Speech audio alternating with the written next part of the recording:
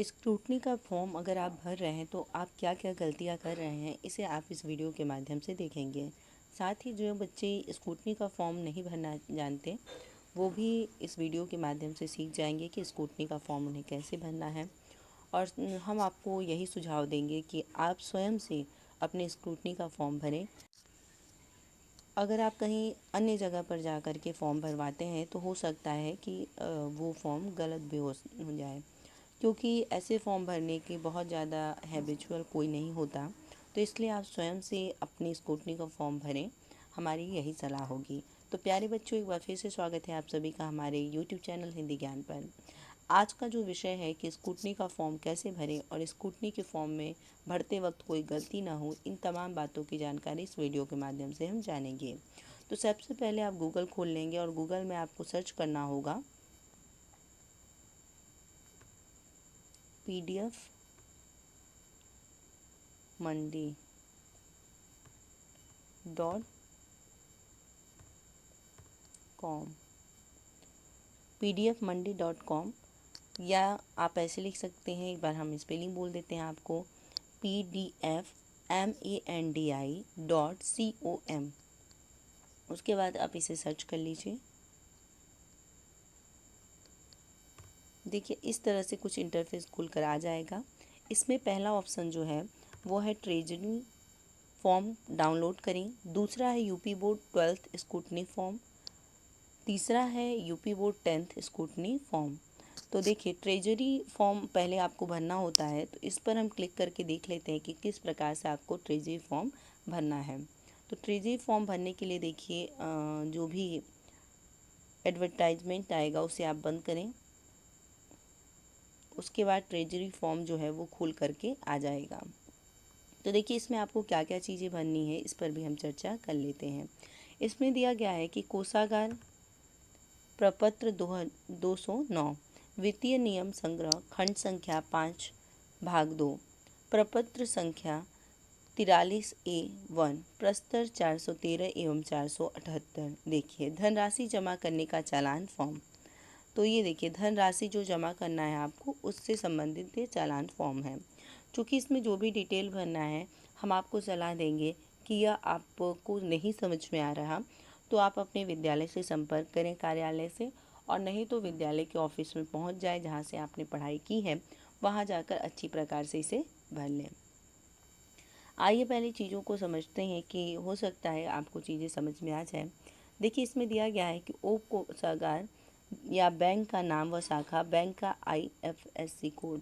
तो देखिए बैंक का नाम और शाखा, मान लीजिए कि आप SBI से भरवा रहे हैं तो बैंक का नाम SBI लिखेंगे, और जो भी शाखा होगी जहाँ भी आप का बैंक होगा वहाँ पर आपके पासबुक पर शाखा का नाम होता है मेंशन, तो संकलित होता है, तो वहाँ पर आप जा कर के शाखा का नाम भी लिख लेंगे।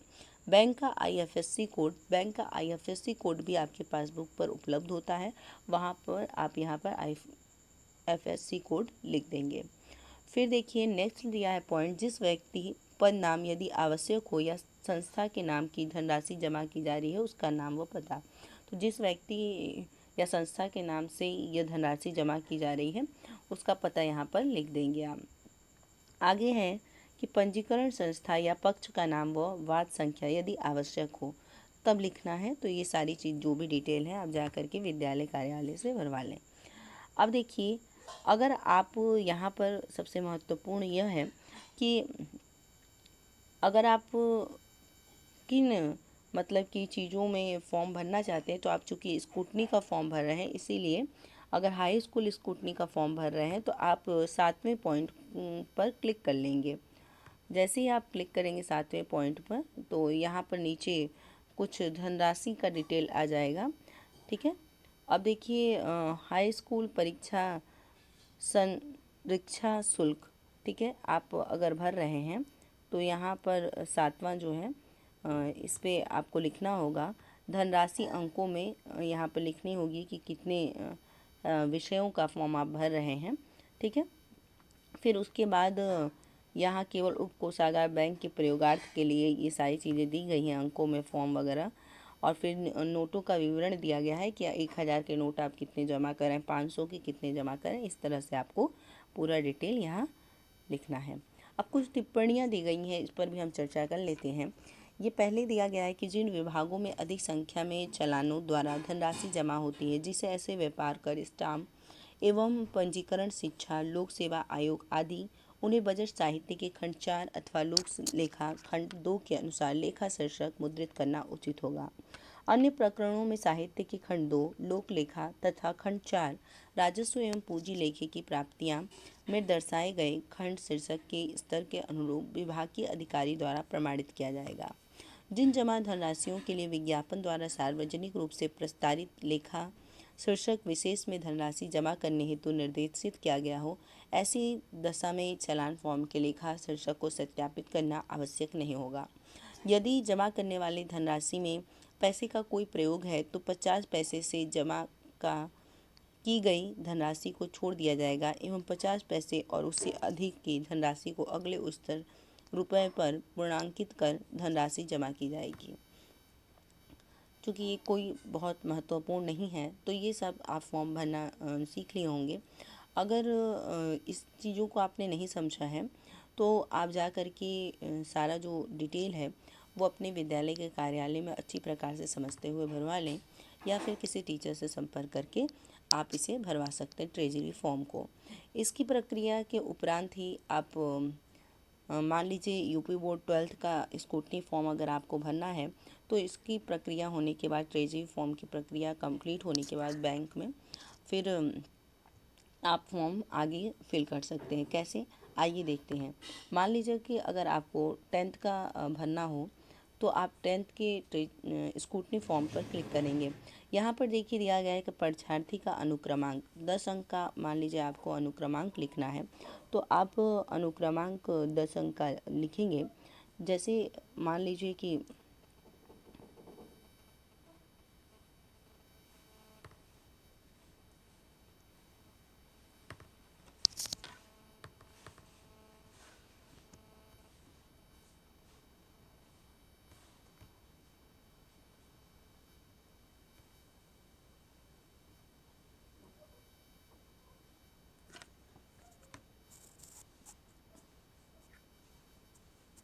एक सेकेंड, चीज़ों को देखते हैं।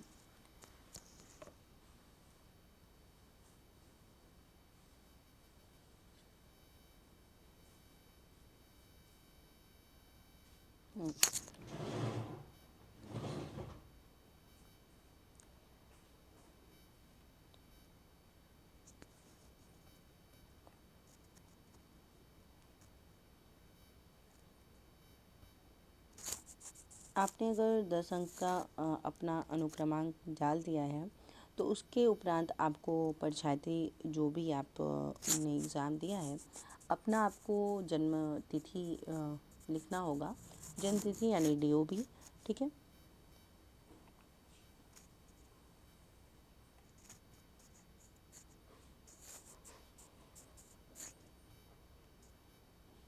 DOB लिखने के उपरांत आपको आगे की प्रक्रिया हम दिखाते हैं, ठीक है। अब यहाँ पर जैसे ही आप DOB लिखेंगे फिर गेट डेटा, अब देखिए परीक्षार्थी का अनुक्रमांक, जन्म तिथि, ये तमाम चीज़ें खुलकर आ गई हैं। अब इस तरह से खुलने के उपरांत दूसरा पॉइंट दिया गया है कि विषय चुनें जिनकी लिखित परीक्षा अथवा लिखित एवं प्रयोगात्मक दोनों परीक्षाओं की उत्तर पुस्तिकाओं की स्क्रूटनी करानी है। आपको उन विषयों का चयन करना होगा जिसकी आपको स्क्रूटनी करानी है। मान लीजिए कि आपको हिंदी में, जैसे इन्होंने 92 अंक प्राप्त किया है और इंग्लिश में 90 अंक, मैथमेटिक्स में 68 है, साइंस में 82 है और सोशल साइंस में 75 है, ड्राइंग में 90। तो अगर मान लीजिए कि इन्हें मैथ में स्क्रूटनी का फॉर्म फिल करना है तो आपको इस पर क्लिक करना होगा और जैसे ही आप इस पर क्लिक करेंगे अपने आप यहाँ पर धनराशि आ जाएगी 500 रुपये, ठीक है। अगर मान लीजिए कि आपको अन्य भी किसी विषय में स्क्रूटनी करानी है जैसे सोशल साइंस में, तो आप जैसे ही एक और विषय पर क्लिक करेंगे यहाँ धनराशि बढ़ जाएगी। देखिए यहाँ 1000 हो जाएगा, क्योंकि जितने विषयों पे आप क्लिक करते जाएंगे स्क्रूटनी के लिए 500-500 रुपये हर विषय के लिए कहा गया है, तो 500 रुपये यहाँ पर आपके स्वयं दर्शित होने लगेंगे। जैसे कि मैथमेटिक्स पे अगर आपने क्लिक किया तो 500 यहाँ दिखाया है, और इसी प्रकार से आपने दूसरे विषय पर क्लिक किया तो 1000 यहाँ पर धनराशि बढ़कर हो गई। इसी तरह अगर मान लीजिए कि किसी प्रैक्टिकल में आपको कराना है तो यहाँ पर 500 रुपये और बढ़ जाएगा। यानी प्रैक्टिकल का भी अगर आप पुनः जांच कराना चाहते तो भी 500 रुपये उसके लिए है। और साथ ही अगर कोई बच्चा अपने विषय जो कि लिखित परीक्षा है उसमें पुनः जांच कराना चाहता है तो उसके लिए भी 500 रुपये राशि है। जैसे हमने 3 जगह पर क्लिक किया है जिसका भी स्क्रूटनी कराना है, मान लीजिए मैथमेटिक्स के लिखित में हमको स्क्रूटनी कराना था, और साइंस के प्रैक्टिकल में, और सोशल साइंस के लिखित में, तो हमने 3 जगह पर क्लिक किया तो देखिए अपने आप यहाँ पर धनराशि जो है वो 1500 हो गई।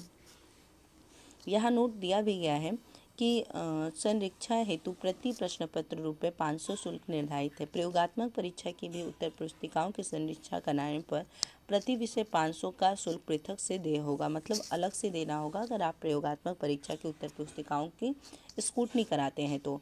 अब देखिए चौथा इसमें पॉइंट दिया गया है कि उपयुक्त क्रम में 3 में अगणित संरीक्षक शुल्क को ट्रेजरी में परिषद के निर्धारित मद में जमा कराए जाने का विवरण। तो देखिए जमा की गई धनराशि जो भी आपने जमा किया था यहाँ पर आप लिखेंगे ट्रेजरी फॉर्म में, चालान संख्या लिखेंगे, जो ट्रेजरी फॉर्म आपने भरा और जा कर के बैंक में दिया होगा वही आपका चालान निकल के आएगा, तो उस चालान संख्या को यहाँ पर लिखेंगे। ठीक है, उसके उपरांत ट्रेजरी में शुल्क जमा करने की तिथि, ट्रेजरी में शुल्क जमा करने की जो तिथि होगी वो यहाँ पर आप लिखेंगे। साथ ही आगे ट्रेजरी या बैंक नाम जहाँ शुल्क जमा किया गया है उसे यहाँ पर फिल कर देंगे आप।